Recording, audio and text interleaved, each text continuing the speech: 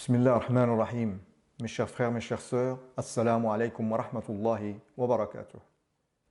Le Coran a été révélé au prophète Muhammad sallallahu alayhi wa sallam en 23 ans. Et le Coran compte 114 sourates. Je me suis posé la question, si la dernière sourate du Coran a le numéro 114, alors le dernier mot de chaque sourate doit avoir un lien avec le nombre 114 aussi. Donc, comme vous pouvez le constater, nous avons un tableau avec les mots par lesquels se terminent les sourates du Coran. Par exemple, nous avons le mot Ad-Dallin, qui est le dernier mot de sourate Al-Fatiha. Si on compte les lettres, on trouve cette lettre. Et ainsi de suite. Et le dernier mot, qui est dans sourate An-Nas, ou An-Nasi, se compose de 6 lettres. Donc, si on additionne le nombre des lettres de ces 114 mots, donc on a 7 plus 7 plus 6, et on va jusqu'à la fin du Coran. Donc 3 plus 3 plus 6, on obtient 619. Ainsi, on trouve 619 lettres. Observez bien ce nombre, car si on le décompose de la manière suivante, 19 et à côté 6, on aura 19 fois 6 est égal à 114. Mais certains diront que c'est une coïncidence. Mais alors, nous allons voir maintenant ce qui est encore plus étonnant. Car le nombre 619 est un nombre premier.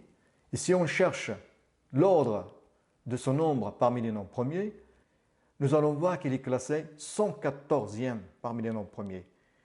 Et 114 est le nombre de sourates dans le Coran.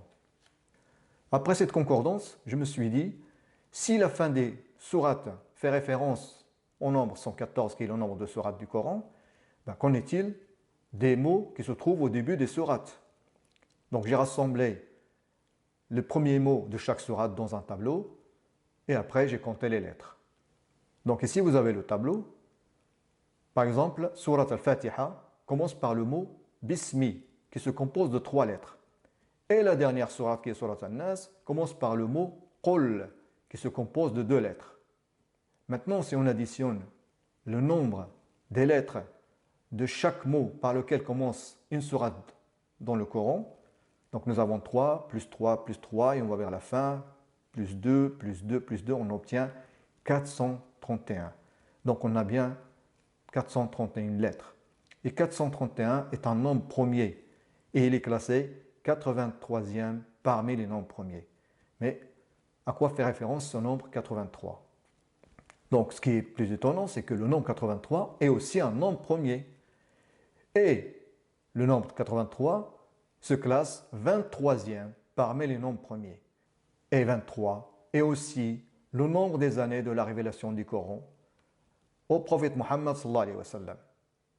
Maintenant, si on prend le nombre total des lettres, des mots par lesquels commencent les sourates du Coran, qui est 431, et le nombre total des lettres, des mots par lesquels se terminent les sourates, qui est 619, et on fait l'opération suivante, 619 moins 431, on obtient 188.